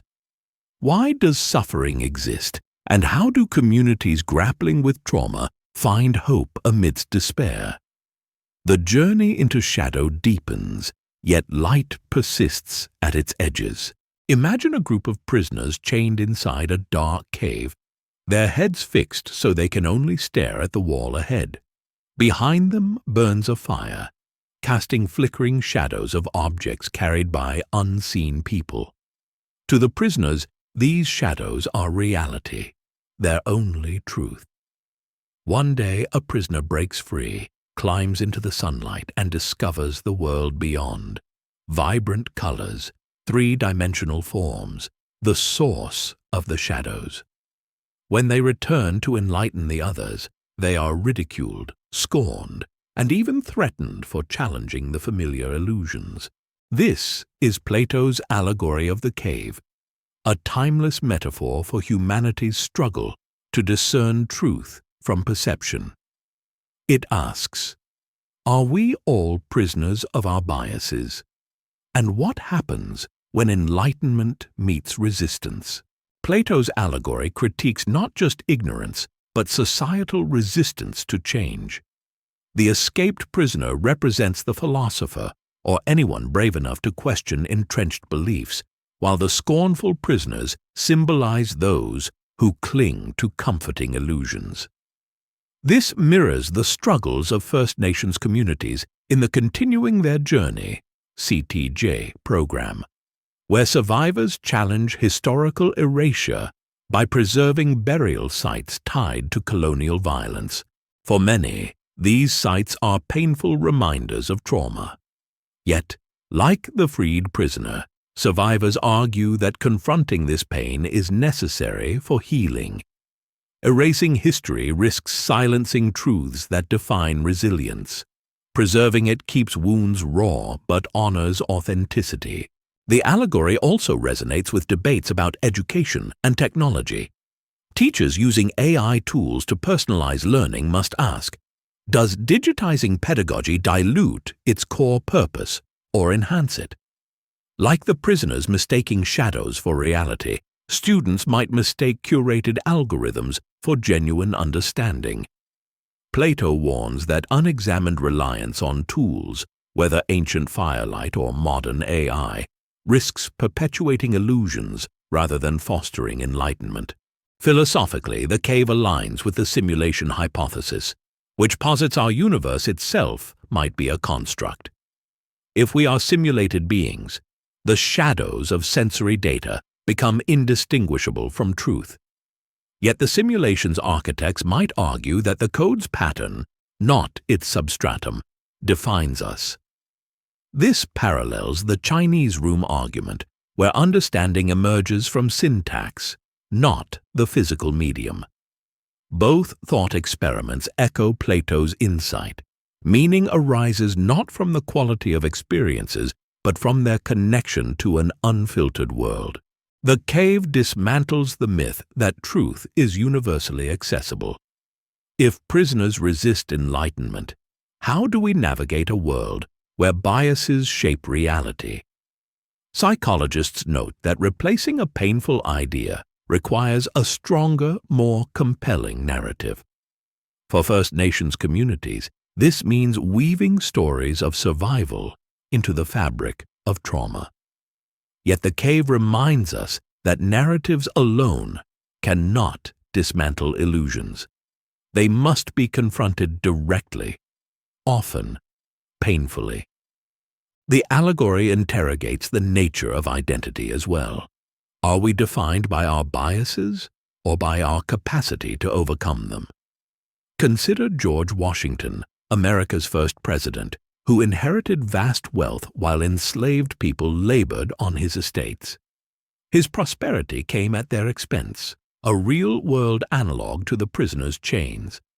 Modern parallels abound, from corporate monopolies hoarding resources to AI systems prioritizing efficiency over equity. The question remains, when does maximizing utility become exploitation? In education, the cave underscores the tension between preservation and progress. Teachers striving to balance tradition with innovation face a paradox. How do you convey knowledge if knowledge itself is suspect?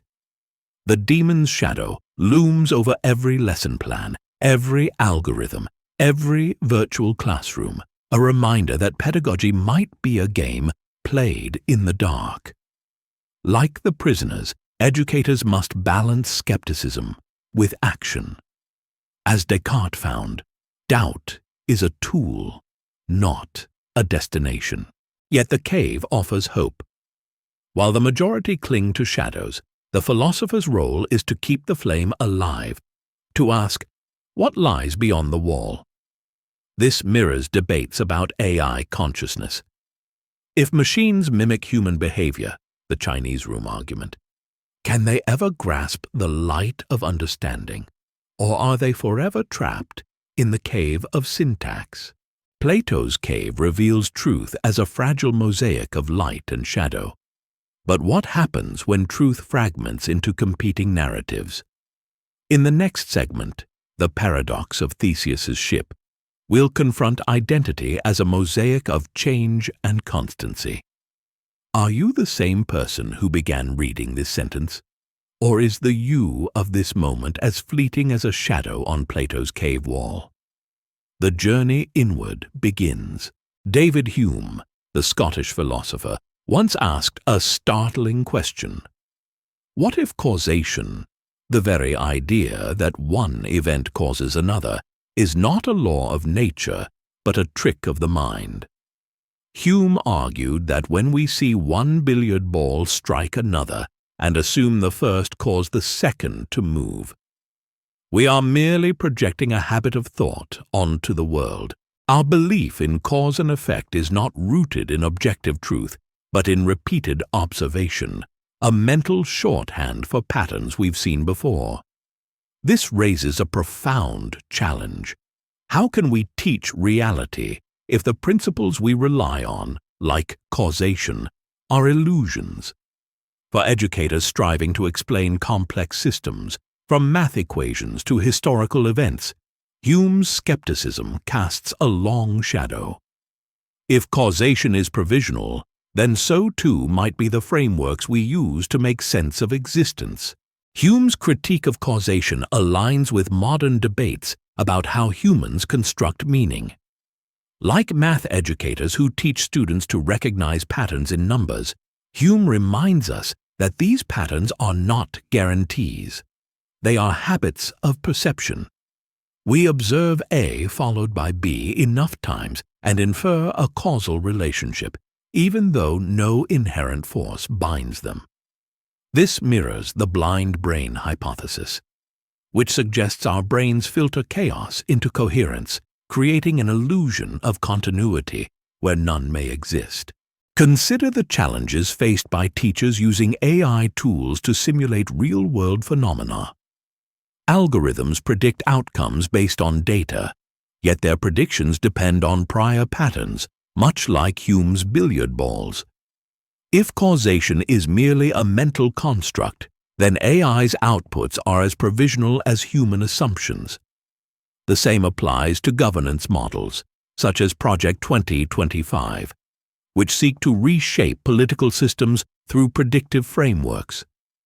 Are these designs grounded in immutable truths, or are they fragile constructs, vulnerable to shifts in perception? Philosophically, Hume's argument resonates with the simulation hypothesis.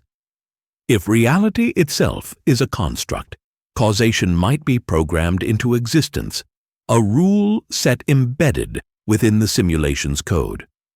In this view, what we perceive as cause and effect becomes a narrative device, much like the stories told by First Nations communities in the CTJ program.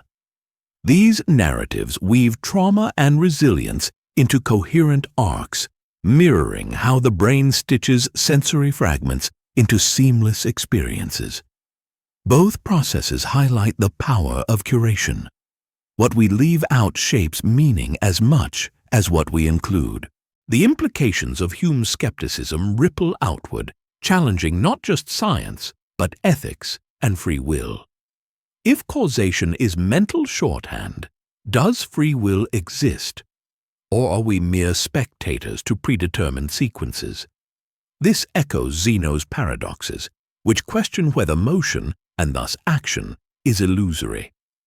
If every decision is part of a chain reaction, then agency itself might be an artifact of perception, stitched together from fragmented neural processes. Neuroscientific studies show decision-making begins milliseconds before conscious awareness. Hume's insights amplify this tension, suggesting that agency might be another curated illusion, a narrative spun by the brain to unify disparate inputs. In education, Hume's ideas complicate debates about knowledge transmission. Should teachers aim for clarity or embrace ambiguity?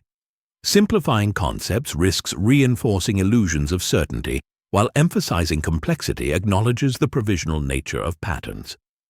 This tension mirrors broader societal struggles. For instance, governments striving to communicate policies clearly face similar dilemmas. How much nuance can citizens handle without losing trust in institutions? Hume's philosophy implies that effective communication requires balancing transparency with accessibility, a delicate act akin to the brain's own filtering mechanisms. Yet Hume's legacy isn't nihilistic, it's revelatory. His skepticism invites curiosity rather than despair. By questioning causation, he underscores its beauty, the way our minds stitch fragments into fluidity. Similarly, educators balancing tradition with innovation must embrace paradox. Progress often feels fragmented, yet persistence reveals patterns. Whether teaching calculus or coding, the lesson remains. Meaning emerges not from resolution, but from engagement with uncertainty. The hypothesis also intersects with existential themes. First Nations projects like the CTJ program emphasize storytelling as a tool for healing and resilience. Stories create coherence from trauma, much as the brain constructs narratives from sensory fragments. Both processes highlight the power of curation. What we leave out shapes meaning as much as what we include. Ignorance, then, becomes generative, a space where imagination bridges gaps left by biology. Yet the hypothesis carries a warning. Just as the brain filters chaos, so too do societies curate collective realities. History books, political ideologies, and cultural norms all reflect selective emphasis, shaping identities and values. Recognizing this curation invites humility. No single perspective captures the whole truth. Instead, meaning emerges through dialogue, negotiation, and revision, a process mirrored in both neural and social systems. Hume's Enquiry collapses causation into constructs, but what happens when constructs themselves dissolve? In the next segment, the simulation hypothesis, we'll confront the ultimate paradox. If reality is a program, what does it mean to live authentically within it? Constructs give way to questions, and the labyrinth tightens as we approach its final turn. What if everything you see, hear, and feel is a construct? The simulation hypothesis suggests that our reality might be an elaborate program, akin to a video game or a digital simulation. This modern twist on Plato's cave and Descartes' demon invites us to question not just the nature of existence, but its implications. If we are characters in a cosmic simulation, does it matter? Would the truth alter how we live? Or would life continue unchanged, much like First Nations communities finding purpose despite historical trauma? The hypothesis challenges us to confront a disorienting possibility. What if the search for meaning persists even when meaning itself is manufactured? The simulation hypothesis posits that advanced civilizations could create simulations indistinguishable from reality, raising the likelihood that we already inhabit one. This echoes Plato's prisoners mistaking shadows for truth and Descartes' demon manipulating perception. Yet unlike these classical thought experiments, which focus on doubt, the simulation hypothesis reframes the question: does the nature of reality affect its significance? If we are simulated beings, our joys, sorrows, and moral dilemmas remain valid within the simulation's framework. This mirrors the resilience of First Nations survivors in the CTJ program, who preserve burial sites tied to colonial violence. For these communities, trauma is real regardless of whether history is remembered or erased. Similarly, if reality is simulated, ethical imperatives persist.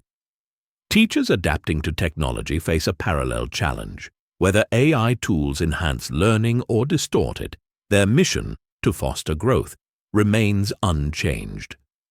The simulation hypothesis asks not whether reality is real, but whether authenticity can exist within constructs. Philosophically, the hypothesis aligns with existentialism, which argues that meaning arises from engagement, not essence. Whether we are biological beings or lines of code, actions carry weight because they shape experiences. This resonates with the blind brain hypothesis, which suggests consciousness filters chaos into coherence. If both reality and perception are constructs, then meaning lies in navigating them, not unraveling their origins. The implications of the simulation hypothesis ripple across ethics, identity, and free will. If reality is simulated, does morality lose its grounding or gain new urgency? Consider Hume's skepticism about causation. If cause and effect are programmed rules, then ethical systems might also be constructs. Yet this doesn't negate their importance. Laws against theft or murder maintain order within the simulation, just as societal norms sustain communities. Would knowing we're in a simulation change behavior? Some argue it would liberate humanity from existential dread, while others fear it might breed nihilism. Yet history suggests otherwise. Survivors of trauma, like those in the CTJ program, find purpose despite uncertainty. Similarly, educators using AI tools embrace ambiguity, balancing innovation with tradition. The simulation hypothesis underscores a universal truth. Life's value stems not from certainty, but from engagement with the unknown. The hypothesis also intersects with debates about AI consciousness. If machines achieve sentience, would they ponder their own simulated existence? A synthetic being might ask, "Am I the only one of my kind?" This recursive loop of questioning mirrors humanity's quest for connection, a reminder that the desire to understand transcends material origins. Yet the hypothesis carries a warning. Just as the brain filters chaos, so too do societies curate collective realities. History books, political ideologies, and cultural norms all reflect selective emphasis, shaping identities and values. Recognizing this curation invites humility. No single perspective captures the whole truth. Instead, meaning emerges through dialogue, negotiation, and revision, a process mirrored in both neural and social systems. For individuals, the simulation hypothesis offers paradoxical comfort. If reality is constructed, then suffering and joy alike are part of the design. Yet this realization need not diminish agency. Instead, it amplifies responsibility. Like Plato's freed prisoner returning to the cave, we must navigate illusions without losing sight of deeper truths. The simulation hypothesis blurs the line between code and consciousness, yet uncertainty remains the thread that binds this journey. Rest now, and let the labyrinth of ideas guide your dreams. As you drift into sleep, remember, the questions we sit with, not the answers, define us. Good night. Imagine a machine crafting sentences so nuanced, so rich with emotion and depth, that it becomes indistinguishable from human writing. This is the heart of the Turing Test, proposed by Alan Turing in 1950. The test challenges us to ask, can machines replicate not just intelligence, but the essence of humanity itself? If AI can mimic creativity, echoing the pedagogical strategies used in authentic writing programs, does it diminish our uniqueness or redefine what it means to be human? The Turing Test invites us to confront a haunting possibility. Is authenticity measurable or ineffable? The Turing Test posits that if a machine can converse in a way indistinguishable from a human, it has achieved a form of artificial intelligence. Yet this raises profound questions about creativity, originality, and the boundaries of humanity. For instance, educators using AI tools to teach writing often emphasize clarity, coherence, and voice, the hallmarks of authentic expression. If a machine replicates these qualities, does it possess voice, or is it merely echoing patterns learned from human input? This mirrors the tension between replication and understanding explored in Plato's cave. Just as prisoners mistake shadows for reality, we might confuse replication with genuine insight. A machine generating poetry or prose may produce works indistinguishable from those of Shakespeare or Dickinson, yet lack any subjective experience of joy, grief, or longing. Does this absence matter, or is the output itself the measure of success? Philosophically, the Turing Test intersects with debates about identity and consciousness. Consider the blind brain hypothesis, which suggests our perception of reality is a curated fiction. If human consciousness is itself a construct, then AI's replication of thought processes might not be so different from our own. Both systems rely on filtering vast amounts of information into manageable narratives. Yet, while humans navigate emotions like love and fear, machines operate within programmed parameters. The question remains, can replication ever bridge the gap between syntax and semantics? Or are some aspects of humanity inherently ineffable? The implications of the Turing Test ripple outward, challenging not just technology, but ethics and education. If AI replicates creativity, does it threaten human uniqueness or expand its definition? For educators striving to balance tradition with innovation, this dilemma resonates deeply. Teachers using AI tools to personalize learning must ask, does digitizing pedagogy dilute its core purpose or enhance it? Like the prisoners mistaking shadows for truth, students might mistake curated algorithms for genuine understanding. The Turing Test warns that unexamined reliance on tools risks perpetuating illusions rather than fostering enlightenment. Yet the paradox carries deeper existential weight. If machines achieve sentience, would they ponder their own simulated existence? A synthetic being might ask, am I the only one of my kind? This recursive loop of questioning mirrors humanity's quest for connection, a reminder that the desire to understand transcends material origins. In storytelling, the Turing Test amplifies debates about meaning and intentionality. First Nations projects like the CTJ program emphasize narrative as a tool for healing and resilience. Stories create coherence from trauma, much as the brain constructs narratives from sensory fragments. Both processes highlight the power of curation. What we leave out shapes meaning as much as what we include. If AI can replicate storytelling, does it diminish its power or amplify its reach? Yet the hypothesis carries a warning. Just as the brain filters chaos, so too do societies curate collective realities. History books, political ideologies, and cultural norms all reflect selective emphasis, shaping identities and values. Recognizing this curation invites humility. No single perspective captures the whole truth. Instead, meaning emerges through dialogue, negotiation, and revision, a process mirrored in both neural and social systems. For individuals, the Turing Test offers paradoxical comfort. If replication blurs authenticity, it also reminds us of humanity's adaptability. Like Plato's freed prisoner returning to the cave, we must navigate illusions without losing sight of deeper truths. Survivors in the CTJ program exemplify this resilience, finding purpose despite uncertainty.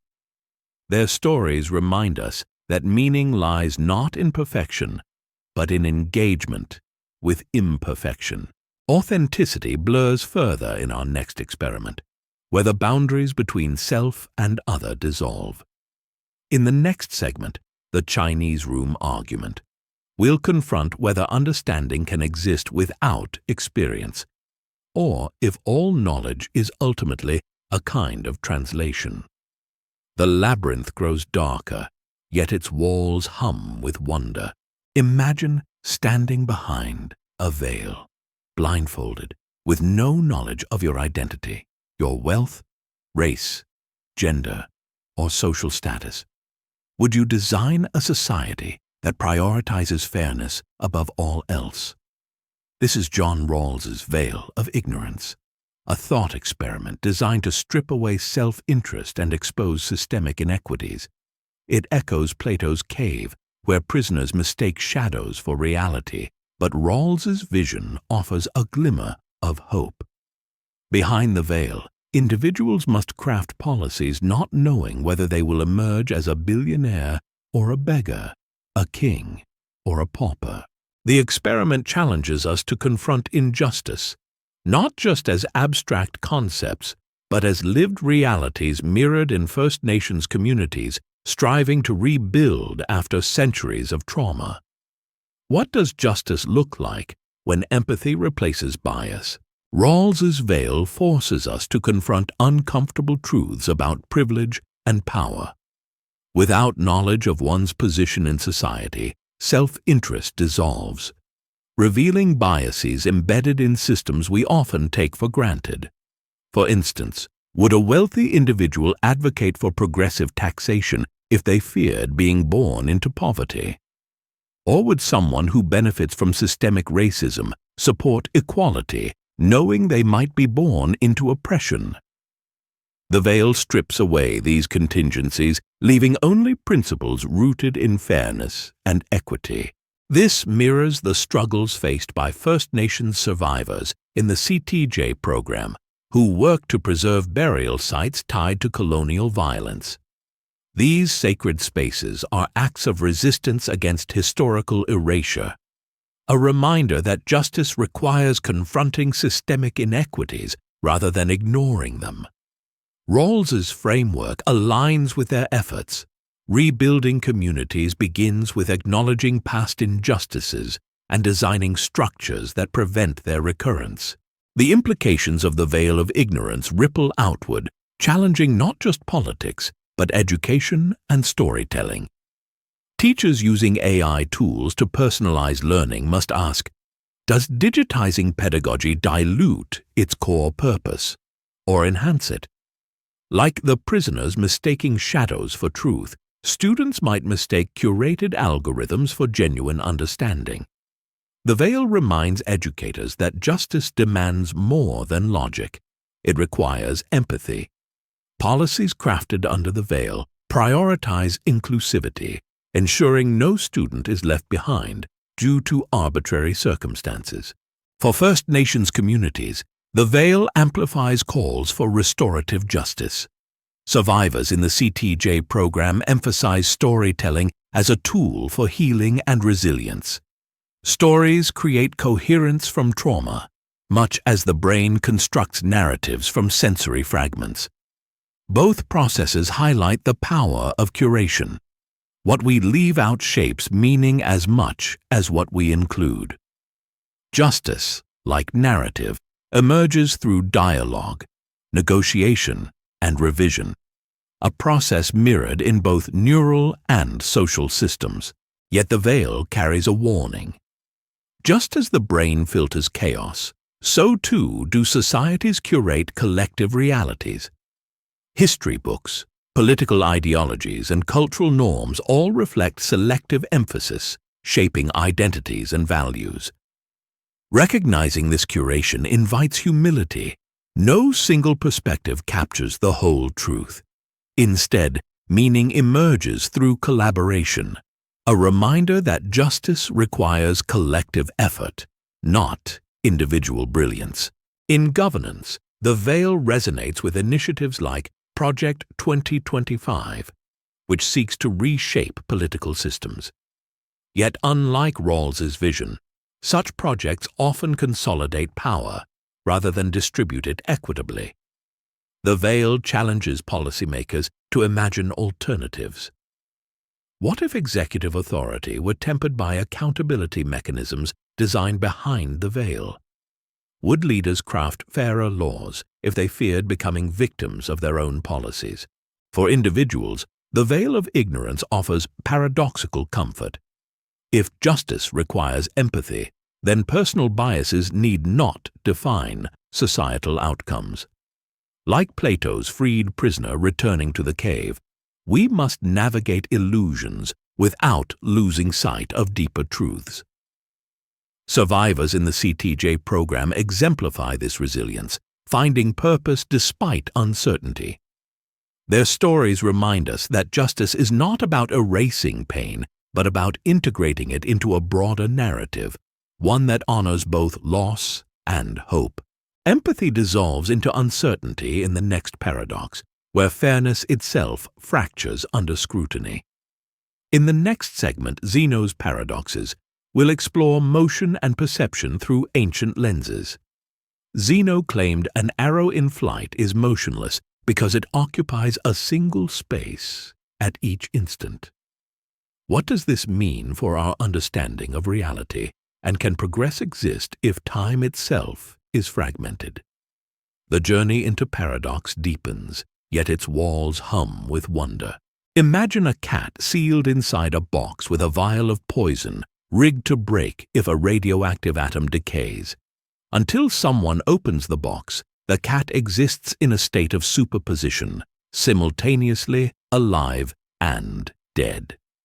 This quantum absurdity, proposed by physicist Schrödinger, mirrors our own fragmented perception of reality. like the blind brain hypothesis, which suggests we perceive only curated fragments of existence. Schrödinger's thought experiment forces us to confront an unsettling truth.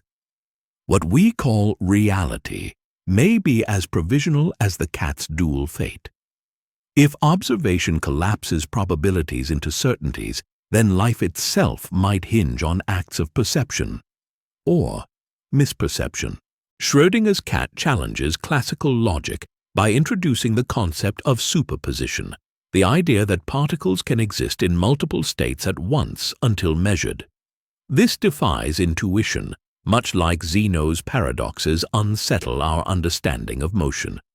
Just as Zeno argued that an arrow in flight occupies discrete points and is therefore motionless, quantum mechanics posits that reality remains indeterminate until observed.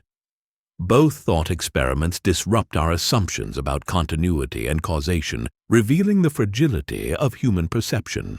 This tension resonates deeply with debates about consciousness and free will. Consider the simulation hypothesis, which suggests reality itself might be a construct. If existence is probabilistic, a series of collapsing wave functions, then what does it mean to choose? Free will might be an illusion, much like the cat's simultaneous life and death. Neuroscientific studies show decision-making begins milliseconds before conscious awareness, suggesting agency arises post hoc. Schrödinger's insights amplify this tension, implying that choice too might be probabilistic, an artifact of perception stitched together from fragmented inputs. Philosophically, the cat intersects with existential themes explored in First Nations projects like the CTJ program. These communities preserve burial sites tied to colonial violence, confronting trauma while seeking meaning within uncertainty.